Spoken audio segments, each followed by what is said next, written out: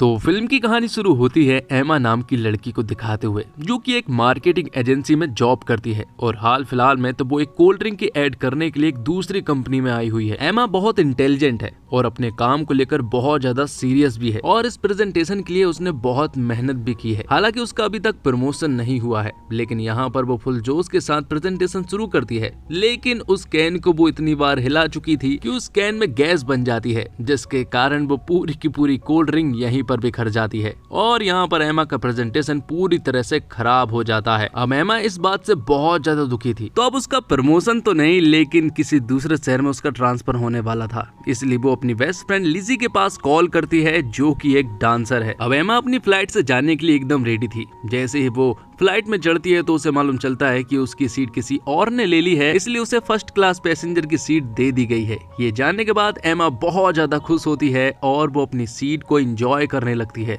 और फिर थोड़ी देर के बाद यहाँ पर जैक नाम का एक आदमी आता है, जो कि उसकी बाजू में आकर बैठ जाता है। लेकिन अचानक से बीच सफर में मौसम की खराबी की वजह से ये फ्लाइट जो है वो डगमगाना शुरू कर देती है, जिससे कि एमा को बहुत ज्यादा डर लगता है। उसे ऐसा लगता है कि शायद अब वो लोग जिंदा नहीं रह पाएंगे, इसलिए वो जैक को अपने सारे सीक्रेट्स बताने लगती है। ऐसे सीक्रेट्स जो उसने आज तक अपनी बेस्ट फ्रेंड लिजी को भी नहीं बताए थे। वो बताती है कि मुझे खड़े रहकर सुसु करना बहुत पसंद है और उसी के ऑफिस में एक लड़की है जो कि उससे कम इंटेलिजेंट है। इसके बावजूद उसका प्रमोशन हो चुका है, इसलिए वो हमेशा उसके प्लांट में जूस डाला करती है। इसी वजह से वो ग्रो नहीं कर पा रहा है। उसका एक बॉयफ्रेंड भी है जिसका नाम कॉर्नर है, लेकिन वो आज तक उसे सेटिस्फाइड नहीं कर पाया है और वो उसके सामने बस ये प्रिटेंड करती है कि वो उसके साथ बहुत खुश है, जबकि उसकी लाइफ में कुछ भी अच्छा नहीं चल रहा है। और भी कई सीक्रेट्स यहाँ पर एमा जैक को बता देती है। तभी अचानक से फ्लाइट रुक जाती है और यहाँ से एमा घबराते हुए भाग जाती है। बाहर उसे कॉर्नर मिलता है और ये सब जैक भी देख रहा था कि आखिर ये लड़की कैसी थी। जिसके बाद हम देख पाते हैं अगले दिन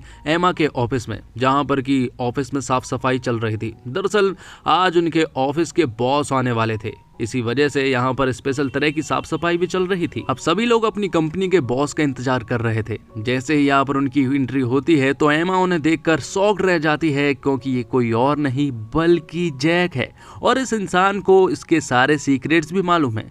इसलिए एमा जो है वो काफी शर्मिंदगी महसूस कर रही थी और जैक जो है वो उससे बहुत ही खुश होकर मिल रहा था, क्योंकि उसे एमा के बारे में सारे सीक्रेट्स मालूम है जो कि किसी को भी नहीं मालूम है। अब एमा जैक से मिलने के लिए उसके केबिन में जाती है। एमा को ऐसा लगता है कि शायद जैक को ये सारे सीक्रेट्स मालूम चल गए हैं तो वो उससे कुछ बोलेगा, क्योंकि वो बॉस है। लेकिन यहाँ पर जैक जो है वो एमा से कुछ भी नहीं बोलता है और यहाँ पर जैक से बात करते हुए एमा को मालूम चलता है कि जैक तो दरअसल में एक नाइस गाय है। जिसके बाद एमा जो है वो अपनी बेस्ट फ्रेंड लिजी और उसकी दोस्त के पास जाती है, जहाँ पर वो उन्हें जैक के बारे में बताती है कि वो उसका बॉस है और उसे मैंने सारे सीक्रेट्स बता दिए हैं। अब अगले दिन ऑफिस में जैक जो है वो एमा से मिलता है। वो उससे बात करता है क्योंकि वो बॉस था, इसलिए जैक जो है वो एमा से कुछ भी कह सकता था। लेकिन एमा को जैक को देखकर बड़ा ही अजीब लग रहा था, क्योंकि जैक को सारे सीक्रेट्स जो मालूम थे। जिसके बाद एमा जो है वो कॉर्नर से मिलती है, जो कि उसी के ऑफिस में काम करता है।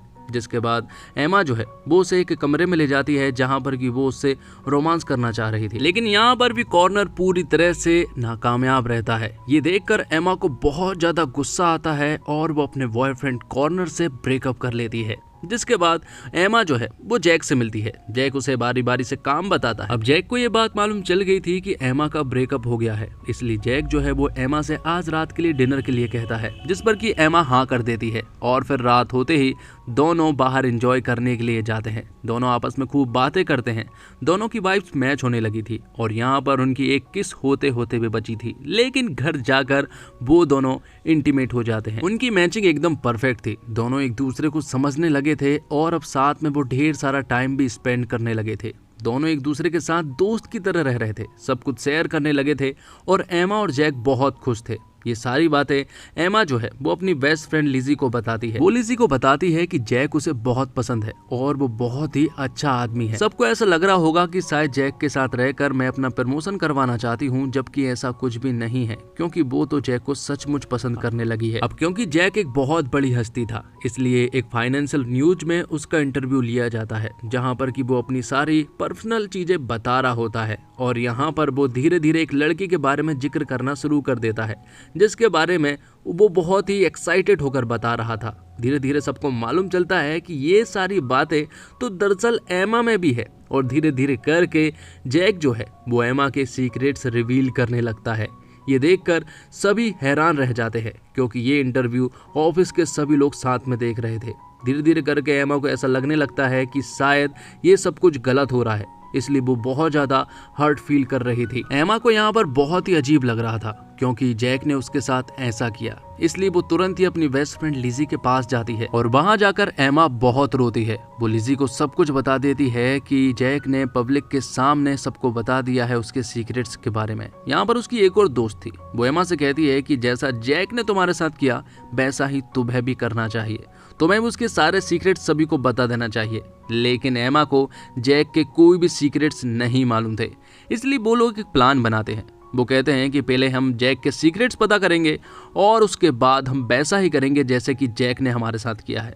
जिसके बाद एमा जो है वो जैक से मिलती है। जैक को मालूम चल गया था कि एमा को बुरा लगा है, इसलिए जैक जो है वो एमा से माफ़ी मांगता है और कहता है कि मुझे ऐसा नहीं करना चाहिए था। जिसके बाद एमा उससे कहती है कि अब तुम भी मुझे अपने सीक्रेट्स बताओगे, तभी मैं समझूंगी कि तुम मुझसे प्यार करते हो। तब जैक उसे अपना सबसे बड़ा सीक्रेट बताता है। वो उसे बताता है कि मैं तुम्हें एक ऐसा सीक्रेट बता रहा हूँ जो कि किसी को भी नहीं मालूम है। वो बताता है कि उसकी 4 साल की एक बेटी है जिससे वो बहुत प्यार करता है और इसके बारे में उसने किसी को भी नहीं बताया है। और ये सुनने के बाद तो एमा को बहुत ज्यादा बुरा लग जाता है और वो यहाँ से तुरंत ही चली जाती है। घर आने पर वो अपनी बेस्ट फ्रेंड को बताती है कि उसकी एक 4 साल की बेटी है और वो अब तक मुझे धोखे में रख रहा था, जबकि उसे ये सारी चीजें बता देनी चाहिए थी। जिसके बाद एमा अपनी मैनेजर से मिलती है जो कि उसे बताती है कि हम सबको तुम्हारे बारे में सुनकर बहुत बुरा लगा, लेकिन इसका मतलब ये नहीं है कि तुम एक खराब लड़की हो, तुम बहुत अच्छी लड़की हो, तुम अपना काम पूरी ईमानदारी से करती हो। और ये सुनकर एमा को बहुत ज्यादा अच्छा लगा क्योंकि उसकी मैनेजर ने उसे मोटिवेट किया था। अब ऑफिस जाते वक्त एमा की मुलाकात होती है कॉनर से। कॉनर को उसके सारे सीक्रेट्स के बारे में अब मालूम चला, जबकि जब वो रिलेशनशिप में थे तब यहाँ पर एमा ने उसे कुछ भी नहीं बताया था, इसलिए उनके बीच में यहाँ पर झगड़ा होने लगता है। और यहाँ पर एमा उससे कहती है कि वो सारे सीक्रेट्स मेरे मुंह से गलती से निकले थे, इसका मतलब ये नहीं कि मैंने तुम्हें चीट किया या फिर मैंने तुम्हें ये सारे सीक्रेट्स नहीं बताए। अब एमा अपनी बेस्ट फ्रेंड लिजी के पास जाती है जिसका आज बहुत बड़ा डांस परफॉर्मेंस था, जिसके लिए वो बहुत ही ज्यादा नर्वस भी थी। लेकिन यहाँ पर एमा उसे समझाती है और मोटिवेट भी करती है। और फिर थोड़ी देर के बाद यहाँ पर जैक आ जाता है। जैक उससे मिलता है और उससे फिर से माफी मांगता है और वो उसे अपनी 4 साल की बेटी की फोटो भी बताता है। वो उसे कहता है कि ये मेरे लिए बहुत बड़ा सीक्रेट है, मैं नहीं चाहता कि मेरी बेटी सामने आए क्योंकि मैं नहीं चाहता कि लोग उसे परेशान करें और उसकी वजह से मैं भी परेशान हूँ। ये बात अगर मीडिया में पहुंच गई तो मीडिया वाले बहुत ही गंदा छापते हैं। मैं तुम्हें ये सीक्रेट बताने वाला था, लेकिन उससे भी बड़ा सीक्रेट ये है कि मैं तुमसे प्यार करने लगा हूँ। जिसके बाद वो दोनों मिलकर लिजी का डांस परफॉर्मेंस देखते हैं। दोनों यहाँ पर बहुत ज्यादा खुश थे क्योंकि अब दोनों एक दूसरे से प्यार करने लगे थे और लिजी ने बहुत ही सॉलिड परफॉर्मेंस भी दी थी। जिसके बाद एक पार्टी होती है जहां पर कि बहुत सारे न्यूज़ रिपोर्टर भी आए हुए थे और कल रात जैक जो है वो अपनी बेटी से मिलने के लिए स्वीडन जाने वाला था। यहाँ पर रिपोर्टर जो है वो एमा से बात कर रहे थे और एमा से वो बात करते करते उससे कुछ यूं निकलवा लेते हैं जो उसे नहीं बताना था। वो बता देती है कि कल जैक स्वीडन अपनी बेटी से मिलने के लिए जा रहा है, जो कि उसने गलती से बता दिया था, जिससे जैक को बहुत बुरा लगता है और वो यहाँ से जाने लगता है। और वो एमा से कहता है कि तुमने मुझसे बदला लेने की कोशिश की है। ये बोलकर यहाँ से जैक चला जाता है।